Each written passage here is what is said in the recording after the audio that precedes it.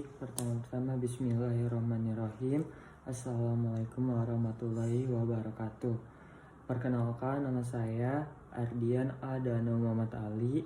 Saya selaku mahasiswa dengan nomor NPM 020321111061. Kepada yang terhormat Bapak dosen Jufri Jacob selaku dosen pengampu ekonomi Trika. Baik, di sini saya akan memenuhi tugas UAS yang dikasih oleh Bapak. Yang pertama, pokok materi yang saya bahas adalah konsep dasar ekonomi Trika, analisis korelasi, analisis regresi sederhana, analisis regresi berganda, variasi model regresi berganda, model regresi dengan ubah demi, dan yang terakhir uji asumsi klasik normalitas. Baik, kita akan masuk kepada yang pertama, yaitu di sini pertama saya akan masuk ke konsep dasar ekonomi Trika.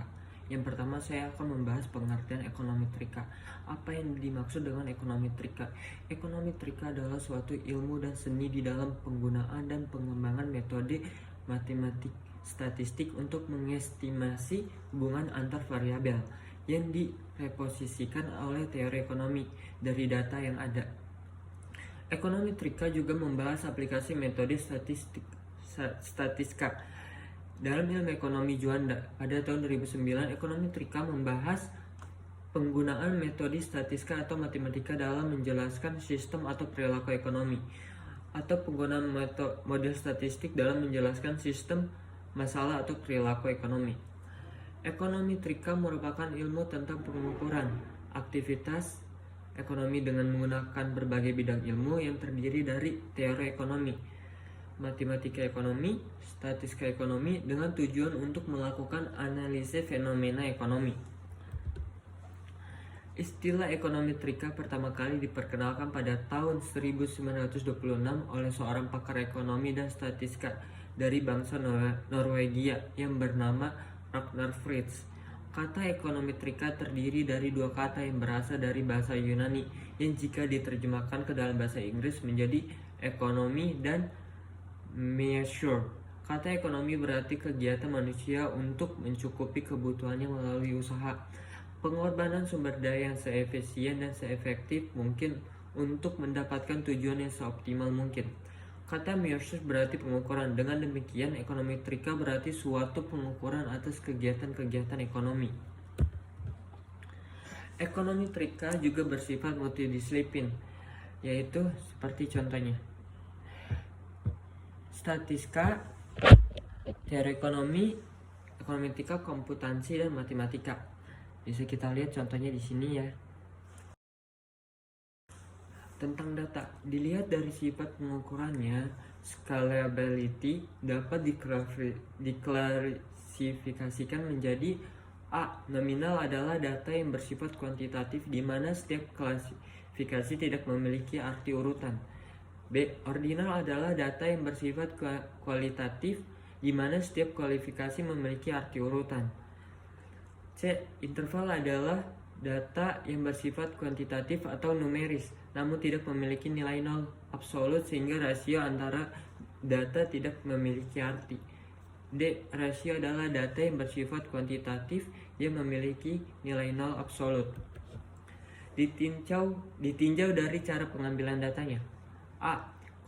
Cross section. Jika data diambil dari berbagai unit, misalnya individu atau rumah tangga, perusahaan, dan sebagainya pada suatu titik waktu tertentu. B. Bisa diambil juga dengan time series jika data diambil dari suatu periode waktu. C. Panel atau longitudinal jika data diambil dari berbagai unit pada suatu periode waktu. Hal yang menjadi pertimbangan pemilihan cara pengambilan data yaitu feasibility, penggunaan data CS or TS lebih murah daripada panel data, atau kandungan informasi yang dimiliki panel data adalah terbaik daripada CS or TS, atau kebutuhan analisis ekonomi Trika lanjutan membutuhkan data yang bersifat panel. Baik, di sini kita akan masuk ke metodologi ekonomi Trika. Metodologi ekonomi trika merupakan tahapan yang harus dilalui untuk melakukan analisis terhadap fenomena ekonomi secara ilmiah. Yang pertama, tahapan pada metodologi ekonomi trika. Yang pertama, pernyataan teori atau hipotesis. Yang kedua, spesifikasi model matematis berdasarkan teori. Yang ketiga, spesifikasi model ekonomi trika berdasarkan teori. 4. Mendapatkan data. 5. Estimasi parameter model ekonomi trika. 6. Pengujian hipotesis. 7. Peramalan atau prediksi. 8. Penggunaan model untuk tujuan kebijakan. Tahapan studi empiris dengan pemodelan ekonomi trika. Baik, tujuan dari teori ekonomi trika, teori ekonomi adalah untuk membuat model-model yang menggambarkan perilaku ekonomi dari unit individu seperti konsumen, perusahaan, pemerintahan, berserta interaksinya. Seorang ekonom yang melakukan studi empiris biasanya mengikuti beberapa tahapan dasar, yaitu yang pertama, formulasi model, yang kedua, pengumpulan data, yang ketiga, pendugaan model, yang keempat, pengujian hipotesis, dan yang kelima, interpretasi hasil dugaan model. Baik, jenis-jenis ekonomi trika. Ekonomi trika ini juga mempunyai beberapa jenis. Yang pertama, ekonomi trika teoritis atau theoretical econometrics yang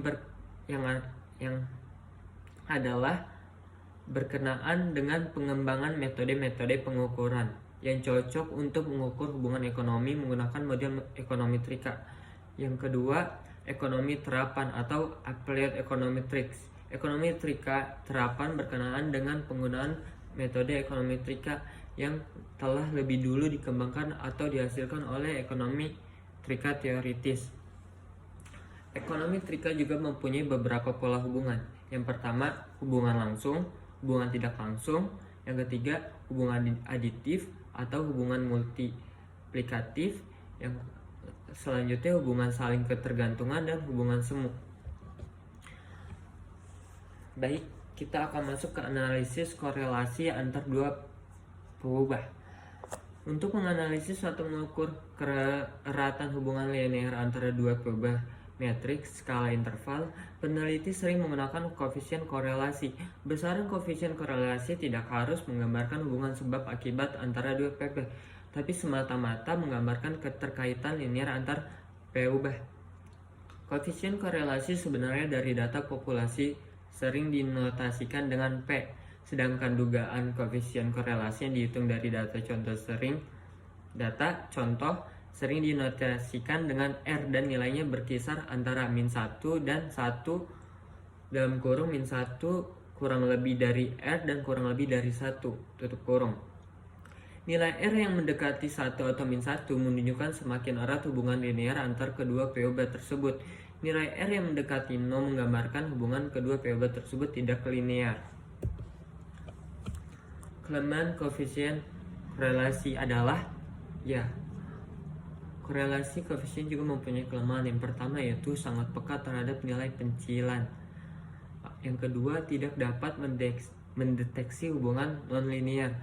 Koefisien korelasi antara peubah X dan Y dapat dirumuskan sebagai berikut. Kita masuk ke pembagian variabel berdasarkan hubungan antar variabel. Yang pertama, variabel independen, yang kedua variabel dependen, yang ketiga variabel moderator, dan yang keempat variabel intervening. Yang pertama, saya akan menjelaskan apa yang dimaksud dengan variabel independen. Variabel independen atau variabel X yang merupakan variabel yang mempengaruhi variabel dependen atau variabel terikat. Variabel independen adalah variabel yang mempengaruhi atau yang menjadi sebab perubahannya atau timbulnya variabel dependen. Sedangkan apa yang dimaksud dengan variabel dependen? Variabel dependen merupakan objek dalam sebuah penelitian yang akan berubah apabila dalam variabel independen berubah. Yang ketiga, variabel moderator. Apa yang dimaksud dengan variabel moderator?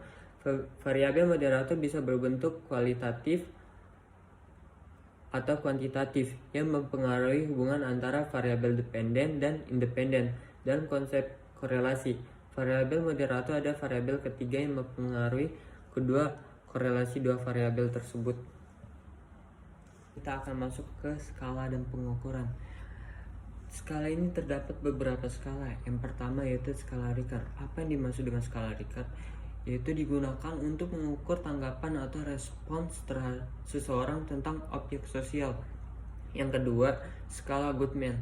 Skala ini digunakan untuk mendapatkan jawaban yang tegas.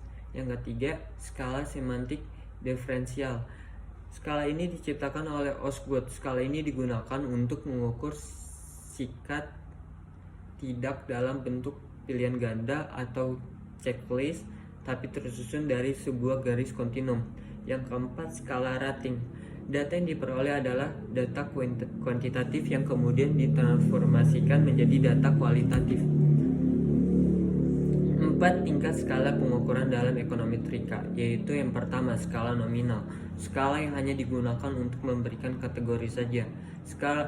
Yang kedua skala ordinal. Skala ordinal adalah skala pengukuran yang sudah dapat digunakan untuk menyatakan peringkat antar tingkatan, akan tetapi jarak atau intervalnya antar tingkatan itu belum jelas. Yang ketiga skala interval, skala pengukuran yang sudah dapat digunakan untuk menyatakan peningkatan antar tingkatan dan jarak atau interval tingkatan sudah jelas, namun belum memiliki nilai 0 yang mutlak. Yang keempat skala rasio. Skala ini adalah skala pengukuran yang sudah digunakan untuk menyatakan peringkat antar tingkatan dan jarak atau interval antar tingkatan sudah jelas dan memiliki nilai 0 yang mutlak. Baik, sekedar itu penjelasan dari saya. Mohon maaf apabila ada kurangnya. Wabillahi taufiq hidayah. Wassalamualaikum warahmatullahi wabarakatuh.